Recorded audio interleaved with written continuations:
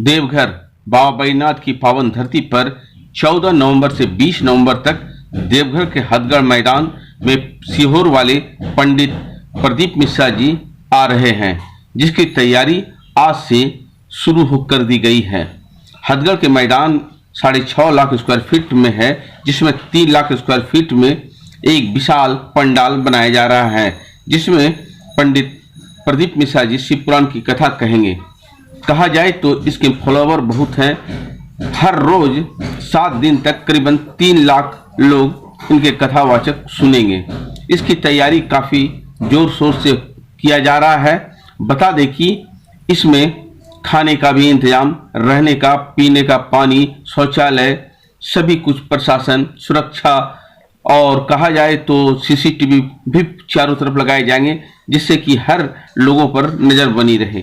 अगर कहा जाए तो यह आयोजन देवघर वालों के लिए और उनके आसपास के लोग जो यहाँ शिष्य उनके द्वारा आएंगे, उसके लिए काफी सौभाग्य की बात है। आज से पूरे मैदान में जेसीबी लगाकर साफ झाड़ झाड़ी साफ किया जा रहा है। और बताते चले कि ये पूरा मैदान जो आप देख रहे हैं स्क्रीन पर, ये पूरा साफ हो जाएगा और यहाँ 3 लाख स्क्वायर फीट का जो है एक बड़ा सा पंडाल बनेगा और जिसमें पंडित जी कथावाचक करेंगे। नमस्तुभ्यम। ये आप देख रहे हैं हथगढ़ मैदान है, उधर हथगढ़ बांडी मैदान, इधर हथगढ़ बरगद फील्ड। इस जगह आप देखे होंगे कि सावन में स्थानीय कैंप भी लगता है और अस्थायी रूप से यहाँ पर हेलीपैड भी बनता है श्रद्धालुओं के लिए। 14 से 20 देवघर के नगरी का जो ये 12 ज्योतिर्लिंग है बाबा बैद्यनाथ, यहाँ के श्रद्धालुओं के लिए, शिव भक्तों के लिए बहुत बड़ी खुशखबरी है। विश्व प्रख्यात, विश्वसनीय, आदरणीय पंडित प्रदीप मिश्रा महाराज जी का शिव वाचन, शिव महापुराण कथा 14 से 20 नवंबर को होना तय हुआ है। यहाँ जो बड़ा वाला फील्ड आप देखे होंगे, लगभग वो दोनों मोजा मिला के 6 लाख 6.5 लाख वर्ग फीट का वो मैदान है।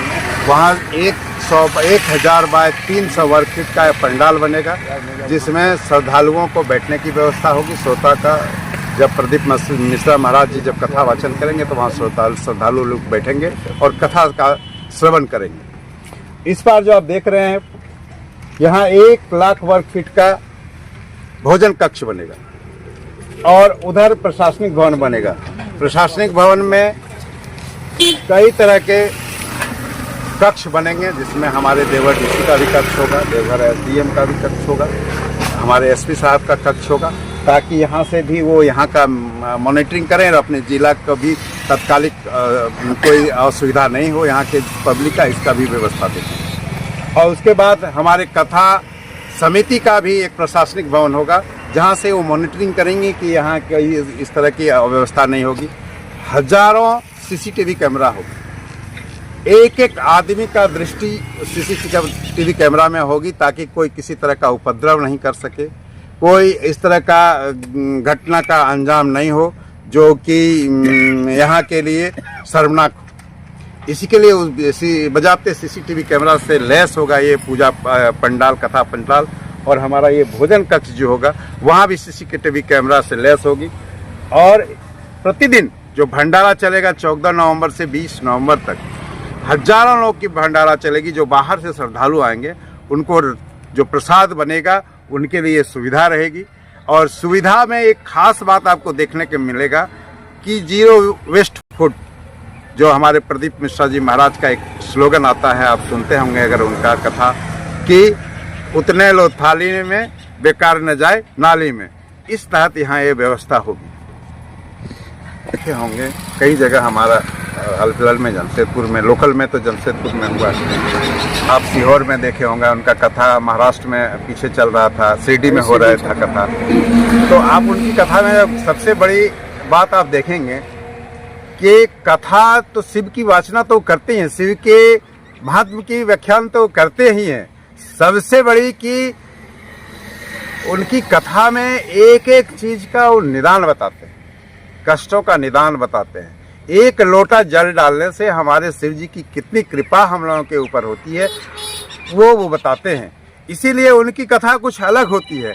हम कैसे निरोग रहें, कैसे स्वस्थ रहें, कैसे हमारा पुत्र, हमारे बच्चे, हमारे घर के लोग मेधावी बने, उसके उपाय बताते हैं। हम कैसे स्वस्थ रहें उसके उपाय बताते हैं। इसलिए उनकी कथा अलग हटके है। सभी कथावाचकों से उनकी कथा अलग है। उनकी विवेचना ऐसी है, व्याख्यान ऐसा करते हैं कि लोग उनका फ्लोवर्स हो जाते हैं। और महिला तो अब देखेंगे कि चरवत हो जाते हैं इनकी कथा में, वो हिलते तक नहीं है।